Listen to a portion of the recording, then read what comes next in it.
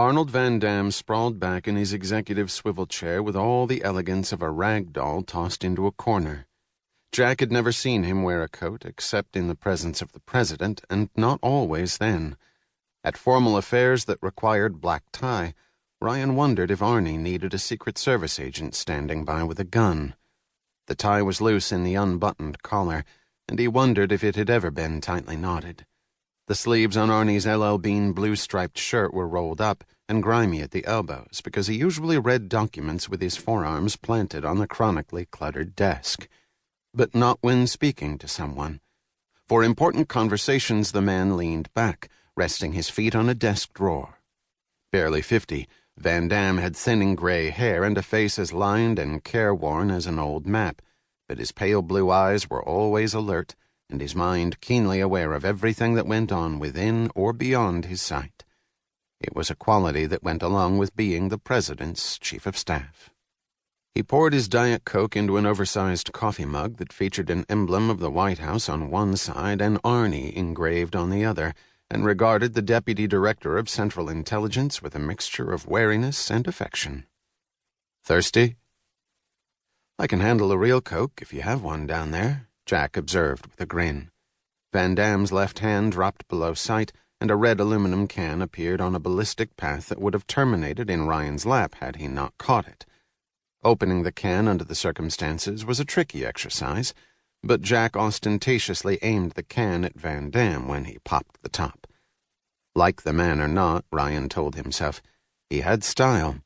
He was unaffected by his job except when he had to be.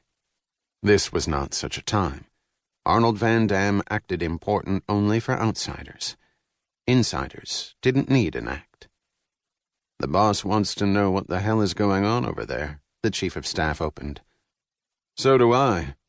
Charles Alden, the president's national security advisor, entered the room. "Sorry I'm late, Arnie." "So do we, gentlemen," Jack replied. "That hasn't changed in a couple of years."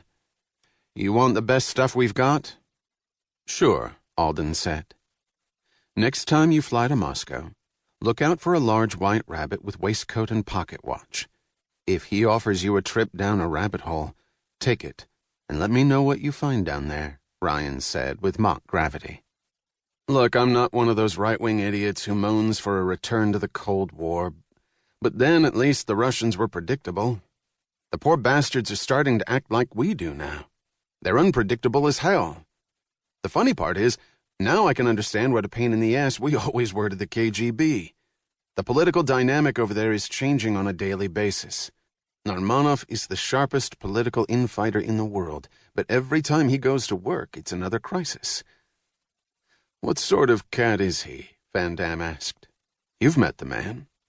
Alden had met Narmanov, but Van Dam had not. "Only once," Ryan cautioned. Alden settled down in an armchair.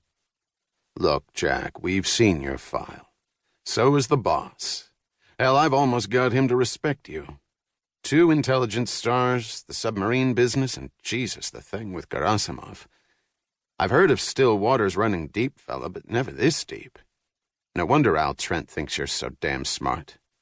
The intelligence star was CIA's highest decoration for performance in the field.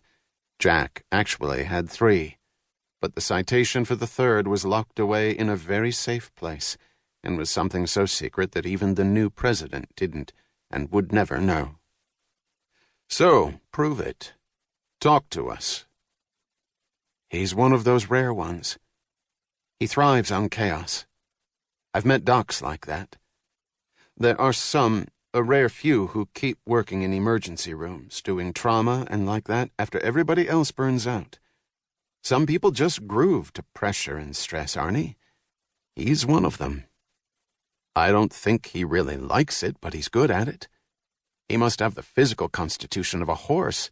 "Most politicians do," Van Dam observed. "Lucky them. Anyway, does Narmanov really know where he's going?" "I think the answer is both yes and no. He has some sort of idea where he's moving his country to, but how he gets there, and exactly where he's going to be when he arrives, that he doesn't know. That's the kind of balls the man has." So you like the guy? It was not a question. He could have snuffed my life out as easy as popping open this can of Coke. And he didn't.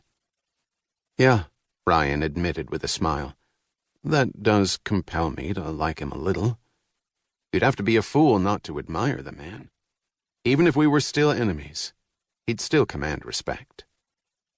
So, we're not enemies? Alden asked with a wry grin. How can we be? Jack asked in feigned surprise. The president says that's a thing of the past. The chief of staff grunted. Politicians talk a lot. That's what they're paid for. Will Narmonov make it?